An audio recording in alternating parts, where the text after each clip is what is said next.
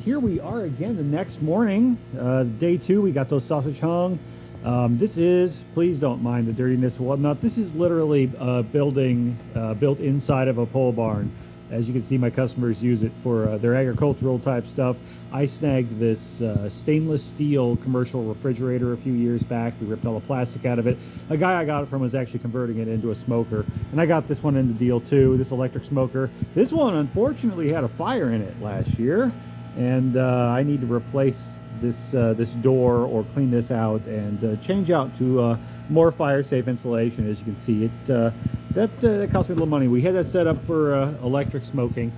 We put a lot of meat through it, but this has been the old standby. This was gas-powered. The guy who was working on it originally had it set up with an oven burner, and that was just too flaky. I ended up, it's still there, it's just out of the way. We replaced it with this. See, it's rusted here because we used it quite a bit last year, and it's sort of sad. But this is a burner you would put under like a crawfish boiler or a turkey cooker.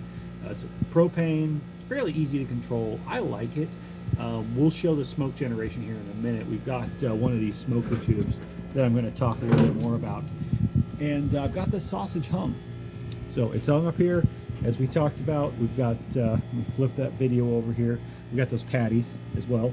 I've got my temperature controller. As you can see, there's a probe hanging back there that's just reading the ambient temperature. There's also one in the sausage in the middle, which I know is going to be a cooler spot. We want this all to get to a safe temp. I'm going to be going for about 160 internal. You can see this smoked up here, all this mess. This is, we used this pretty damn hard last year, so there's a lot of buildup. We've done some cleaning on this in here, and there's been a small fire in here as well at one point, but everything seems to work out pretty good. The hope is by next year I'll have upgraded to a like a 3x3 or 4x4 smokehouse. I could go bigger, but it costs a lot more on fuel, and there's only so much I want to package in a day. But anyway, this is the start of it. Once we get it fired up, I'm going to show you everything. Let me close that back up. Like I said, this Inkbird controller, it's got 4 different zones. We're using 2 today. Number 1 is going to be that internal. It's 77 degrees air temperature right now. That sausage should come up to 41 degrees. I need to get the smoker going. When I pulled it out, the internal temp read 37 degrees. So it's been hanging in that cooler, keep it nice and cold and food safe. We're going to let this smoke roll for approximately, about 2 hours. And keep it at a lower temp, then bring it up and cook it. We're going to go for 160 internal. I usually go a little higher, about 162. Make sure those casings have a good snap to them, and make sure everything's food safe. So we'll update you on the next one.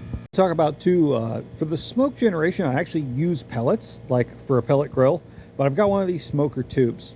This is a pretty heavy duty one. I don't think Amazon actually sells this exact brand anymore. I looked the other day. There is something very comparable, and I can post that in the link.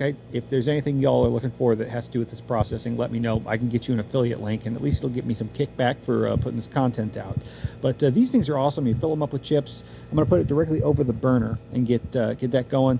And get that fly off there. It'll generate smoke for probably a good 2 hours in here, and it's very consistent. So every time I do it, it's going to be about the same results. I really do like that, especially since I'm making food for other people. I don't want to guess that it's going to be, a good result. So I'm going to fill this thing up. We'll come right back. Okay, I've got my pellet tube loaded here. Typically, what I use is around here. It's available. It's a B&B brand. Championship blend, which I think is pecan, cherry, and post oak. It's a pretty good little mix. I like it. So what I do is I'll set it down here. As we see, let me spill some chips out. I've got that burner down there. I'm going to set this directly over the burner. I've got this old sort of aluminum turkey roaster. I need to grab a new one. I can see everything's kind of sits here and gets a little bit rusty. But we're going to come down here and let's see, where is my... I usually have one of the big lighters, but we're going to go ahead and light this up. And as you can see, this burner down here, let me get the gas turned on. This old burner right here is a little bit clogged on one side. I've got a replacement for it, but I don't want to. About 3/4 burnt. We're going to adjust that down.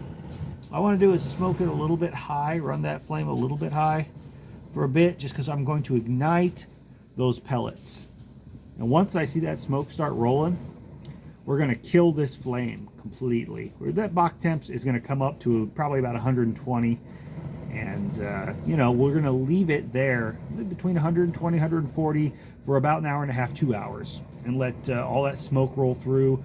Let that sausage at a lower temperature sit in that smoke and just absorb. After its internal temp reaches about 120, it really won't absorb much more smoke flavor as it is. So this is a pretty good calculated amount that I've done. I've tried it over and over again, and it always works out. So once those pellets ignite and they get going, we'll kill that flame. We'll let them soak in that smoke. Then we're going to come back, fire her back up, and we're going to control that box temp with, well, we're going to be monitoring it with this, like I said, it's this Inkbird controller right here. Now you can see there's plenty of room in the smoker, so I can hang multiple racks. Sometimes I'll have up to 75 pounds of sausage in here at a time. And this allows me different zones, so I can use multiple temperature probes to monitor different parts of the box, make sure I know everything comes up to a good food safe temp.